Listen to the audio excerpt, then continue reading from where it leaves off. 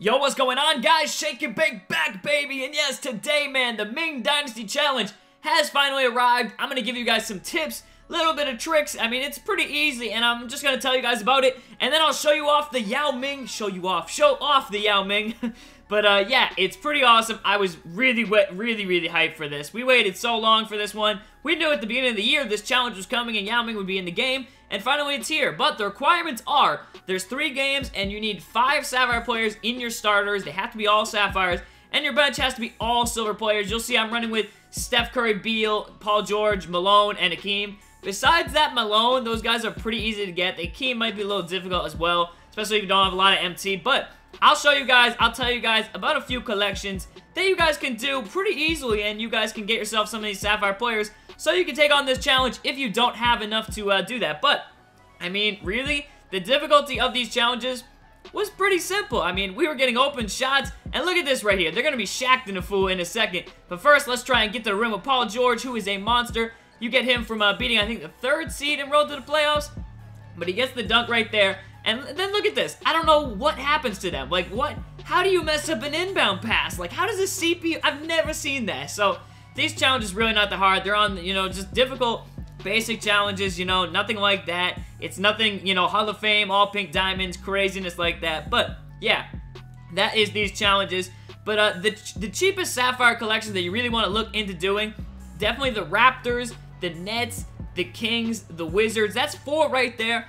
Those 4 you can do for pretty cheap. All the gold players in that, not expensive. The Paul Pierces, the John Walls, those go for like 2,000 MT. You can build up that much. That's not a lot. And then most of those, you know, bronze players are around 500 MT. So you can really snipe those guys since the market has literally crashed in my team. It's just done. It's gone pretty much. And you can't really sell anything for great value anymore unless it's an insane, you know, Onyx player or something. But, yeah, the second lineup, the lineup gets a little bit better. It gets, you know, Yao Ming, and it does have, of course, Tracy McGrady, who's a beast. And they were, you know, putting up a fight, but, hey, we still had Steph Curry, and, I mean, look at Tracy McGrady doing his thing, doing the Hakeem Olajuwon, the Dream Shake, or, that's the Kobe, actually. That's the Kobe little shake and bake type move, but, yeah.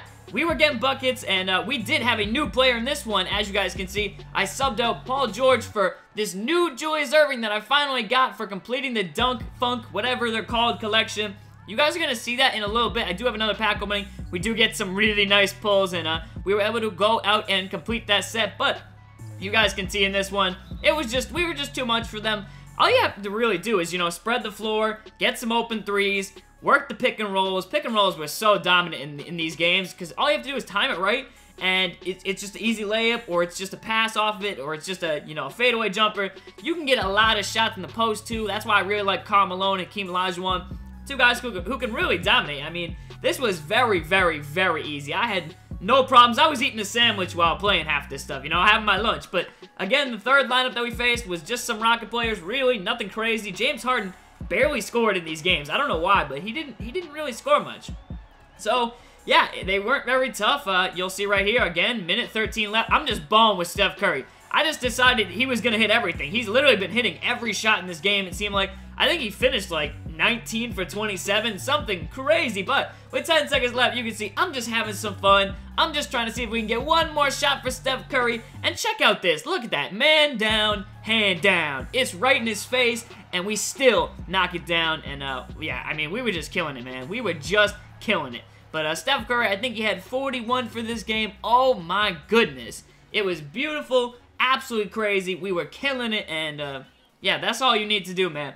So once we finished that game, we did earn the Sapphire Yao Ming. As you guys can see, the pack will be in our reward queue. Nice and easy. 43 with Steph. My apologies. Said 41 a second ago, but he was beasting, and, yeah, that challenge was really easy. It really wasn't very difficult.